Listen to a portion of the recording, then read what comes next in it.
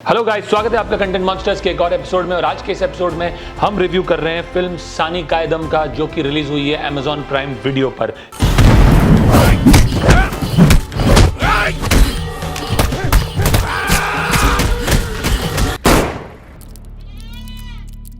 इसके मुख्य कलाकार हैं कीर्ति सुरेश, सेल्वराघवन, कन्ना रवि और Lizzie Antony. This film is about a generational curse coming true and how families completely traumatized and brutally killed by the upper caste people in a small village in Tamil Nadu.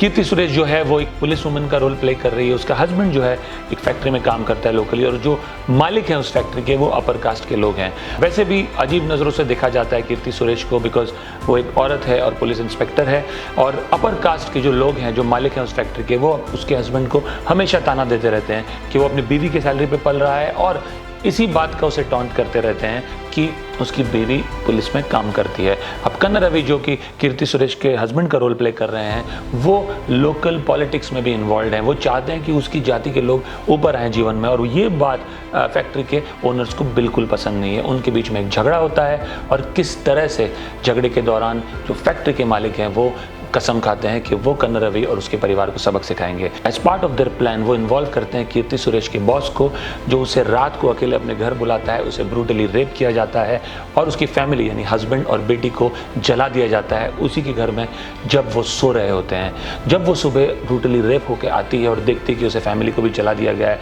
वो completely shattered हो जाती है। और इस वक्त वो अपने हाफ ब्रदर, जिसका रोल सेल्वराघवन प्ले कर रहे हैं, उसकी मदद से निर्णय लेती है कि वो अपने परिवार की जो तबाही हुई है, जो उसे रेप किया गया है, उसका बदला लेगी उन चारों लोगों से जिन्होंने यह हरकत की है। कोर्ट में भी इन चारों को सिर्फ कुछ ही दिनों की कस्टडी में लिया जाता है, और वहां भी पैसे खिला के पुलिस को ये भाग जाते हैं। किस तरह से सेल्वराघवन और कीर्ति सुरेश के कैरेक्टर जो हैं मिल के प्लान बनाते हैं इन चारों को मार के बदला लेने का, forms the crux of the story. सुनने को ये कहानी इतनी कोई इंटरेस्टिंग है नहीं, आपने कई बार इस तरह की कहानियां देखी है, but what matters here is the treatment of the story. बहुत अलग तरीके से ट्रीट किया गया है। The cinematography is very good, हर एक frame is like a painting. Keerthy Suresh का जो कैरेक्टर है बहुत बढ़िया काम किया है उन्होंने।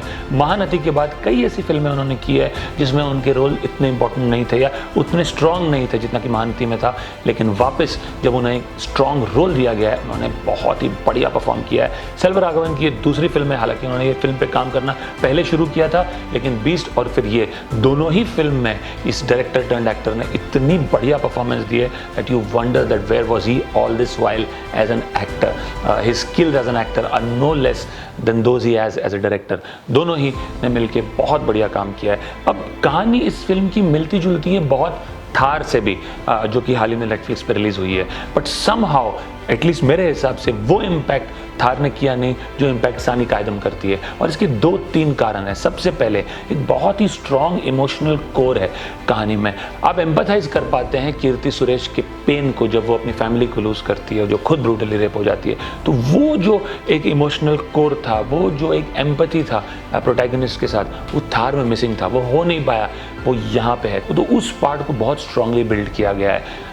दूसरी बात, जो कि मेन अदाकारा है कीर्ति सुरेश, उसका परफॉर्मेंस इज फिनोमिनल। 25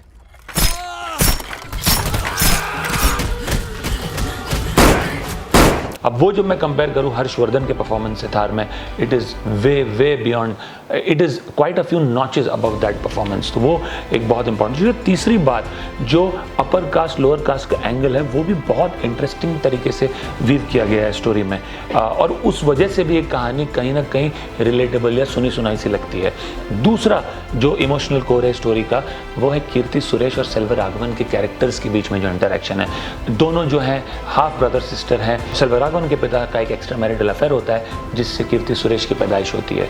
दोनों के बीच में देयरफॉर एक बहुत ही बिटर पास्ट है, बट किस तरह से दोनों पास्ट को भूल के इस कॉमन कॉज के लिए यूनाइट होते हैं और लड़ते हैं इस भयंकर क्राइम के परपेट्रेटर्स के साथ, वो एक बहुत ही इंटरेस्टिंग एडिशन है इस स्टोरी में। I would say this would be Keerthy Suresh's Kill Bill without a doubt. Of course कहानी जो है, एक्शन जो है, उसको लोकलाइज किया गया है। किल बिल में ऑब्वियसली स्टाइल बहुत ज़्यादा थी, वो पॉसिबली यहाँ नहीं है, बट बहुत ही खूबसूरत तरीके से फिल्म को शूट किया गया है। ट्रीटमेंट बहुत बढ़िया है, और वो जो रेप सीन भी है कीर्ति सुरेश का, जिस तरह से वो पिक्चराइज किया गया है, वो बहुत एस्थेटिकली किया गया है। ज़रा भी कुछ गोरी या इन योर फेस नहीं था। तो ऑल इन ऑल मैं कहूँगा जो ट्रीटमेंट है फिल्म का और अरुण मातेश्वरन का जो डायरेक्शन है और जो परफॉर्मेंसेज है प्रिंसिपल कास्ट की, वो क्लियरली फिल्म को एक बहुत बड़ा लिफ्ट देती है और यही कारण है कि ये फिल्म बहुत पॉपुलर भी हुई है ऑडियंसेस के बीच में। हालांकि सेकंड हाफ में एक सिंगल टोन ट्रैक पकड़ लेती है कहानी, लिटरली दोनों भाई बहन एक किलिंग मशीन बन जाते हैं एक के बाद एक। जिस तरह से वो उन क्राइम के परपेट्रेटर्स को मारना शुरू करते हैं, यू स्टार्ट टू फील कि वहाँ पे थोड़ा न्यूएंस, थोड़ी सटलिटी हो सकती थी, तो वो पार्ट डेफिनेटली थोड़ा सा मिसिंग है। But nonetheless I think without a doubt this is one of Keerthy Suresh's best performances and just for her and Selvaraghavan you must not give this film miss. मेरा रेटिंग इस फिल्म को होगा 7 on 10 एंड अगर आपने ये फिल्म देखी है तो ज़रूर बताइए आपको कैसी लगी, अगर आप हमारे व्यूज़ से सहमत हैं या असहमत हैं। और ये फिल्म अगर मैं कहूँ तो एक केस स्टडी, एक इन्फ्लेक्शन पॉइंट है जिसे हिंदी सिनेमा में को भी स्टडी करना चाहिए कि एक ही तरह की दो कहानियाँ हफ्ते 10 दिन के भीतर एक दूसरे की रिलीज़ हुई है, बट उसी का ट्रीटमेंट थार में किस तरह किया गया है वर्सेस सानी कायदम में किस तरह किया गया है। जिस तरह का ट्रीटमेंट साउथ की फिल्में कर रहे हैं वो कहीं ना कहीं क्लियरली रेजोनेट हो रहा है ऑडियंसेस के साथ, और वही शायद कारण है कि films that are releasing from the south of India ज़्यादा चल रही हैं आज के दिन में एज अगेंस्ट हिंदी फिल्म्स। तो वो कहीं ना कहीं ज़रूरत है एक इम्प्रूवमेंट की हिंदी सिनेमा में भी, समझना कि ऑडियंस किस चीज़ से कनेक्ट कर पा रही है। ये इससे बड़ा एग्जाम्पल कुछ नहीं हो सकता जहाँ दोनों की एक ही कहानी है, बट किस तरह सानी कायदम की कहानी आपके दिल को ज़्यादा छूती है वर्सेस दैट ऑफ थार। अगर आपको हमारा रिव्यू पसंद आया हो तो हमारे चैनल को ज़रूर सब्सक्राइब कीजिए and for more such reviews please do keep coming back. Thank you, will see you soon.